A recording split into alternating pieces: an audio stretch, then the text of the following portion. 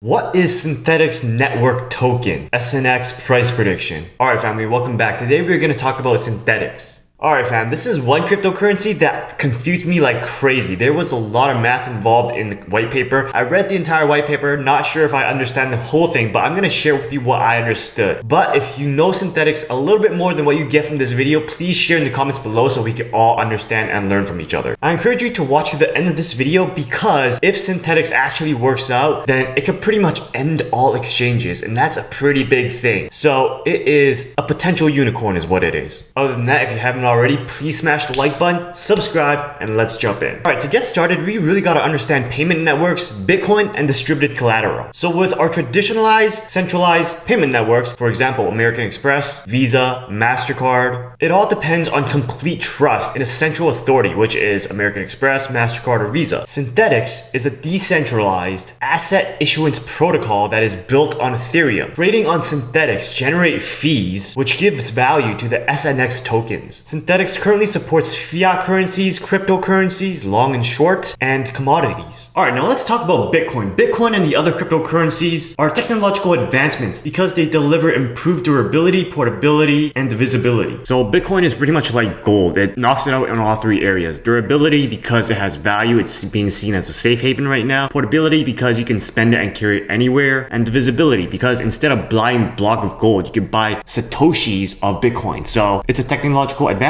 The thing with Bitcoin is that you can't adjust supply to changing demand really easily. Bitcoin is super volatile, and that makes it a bad medium of exchange. Now for a token to act like money, the purchasing power must remain stable against goods and services over the short to medium term. So here comes in distributed collateral. With Bitcoin, we have a decentralized monetary system, but it's not stable. The price is very volatile. What that means is you must use collateral to give those tokens value, but you can't really put up assets like your house that's outside of the blockchain as collateral for the token. So crypto assets and real world assets can't be used with asset-backed stablecoins. There's currently no existing asset that serves asset-backed stablecoins well. I mean, think about it. You can't use something like Bitcoin or Ethereum or your house to actually back any kind of stablecoins because those assets are volatile. Your house actually changes prices over the long term. Alright, so let's talk about Synthetix. Synthetix is basically a decentralized payment network where users can transact directly in a price-stable cryptocurrency. People will use stablecoins to pay fees to people who collateralize the network, compensating them for the risk of providing collateral and stability. So the people who actually control the money supply here are the collateral providers. The collateral providers control the money supply, and fees are paid out based on how well these collateral providers stabilize the network. So basically, Synthetix rewards providers who stabilize the network and charges those who demand stability. So it rewards suppliers of stability and charges those who demand for it. So Synthetix actually has two coins within the network. One is the Synth and one is the SNX token, which is the Synthetix Network Token. Now the Synth is a stable coin that has a floating supply. The price is measured in fiat and is stable. It has stability and it is a superior medium of exchange. These synths track the prices of different assets which could be exchanged. For example, there can be a SUSD or a Synth US dollar and a Synth BTC or SBTC, and they can be exchanged on the Synth exchange. So this exchange is automatic and it's always liquid, and the Synth represents the asset. So you basically just trade on the price action of the Synth or the asset. All this means that you can always make the trade because there is always liquidity. Now, how are these assets updated?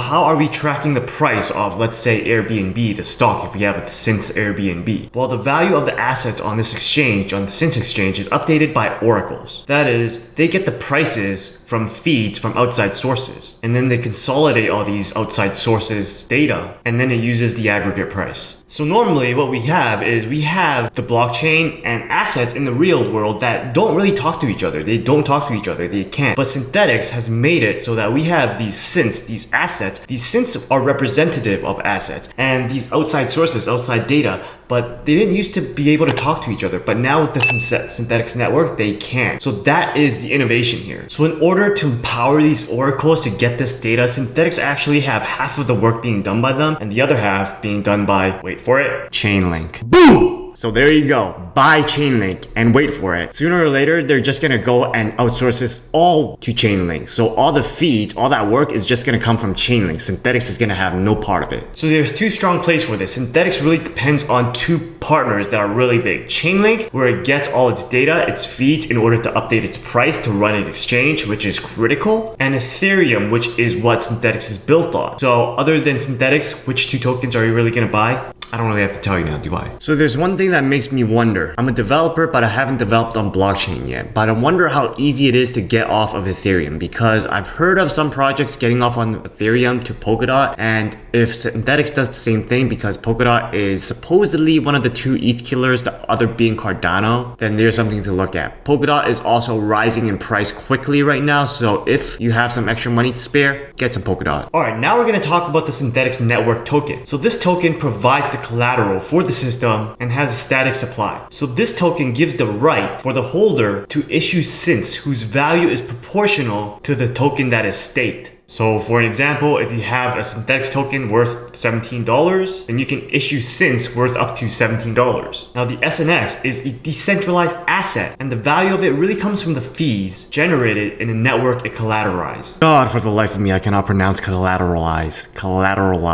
So here's the thing, there will always be more synth stablecoins than SNX, the things that issue them. Now the system really incentivizes SNX holders to issue and destroy synths based on changing demand. So ultimately, the value of SNX affects the synth supply. So remember, since SNX is not a physical asset, it doesn't need a trust or custodian. You don't need someone to guard it like someone guards a block of gold or a safe in the bank. The value comes from supply and demand, which makes it really pretty much transparent. So the good thing is you don't have a central figure like the Federal Reserve pumping supply when they want to, whenever they want to, changing the value of the asset. The value of the asset is changed by supply and demand, which is what it should be. So the SNX must fulfill two aims. One, provide the system with collateral. 2, participate in stabilization of synth price. And as long as there are more synths than SNX, the synths can be redeemed for their price. For example, 1 synth for $1, because SNX is the collateral. But for that collateral, for taking on that risk, SNX holders are paid to take on that risk by the synth users whenever they transact via fees. So all the SNX tokens are already created. There will only ever be 212,424,133 tokens. Now the synth tokens changes and responds to issuance by SNX tokens. For example, with the US dollar, the system will automatically always incentivize SNX holders to supply just enough synth to keep that synth price at $1. And vice versa, when we have an SNX holder that sells out, the respective amount of synths are destroyed because the value that came from that SNX holder must be destroyed to keep the system in equilibrium. So here is how the game is played. The SNX holder is awarded a fee, and that fee changes based on supply and demand. And the fee that is collected is maximized when the synth price is as close as it can get to $1. So that's how it keeps it stable. The SNX holders are incentivized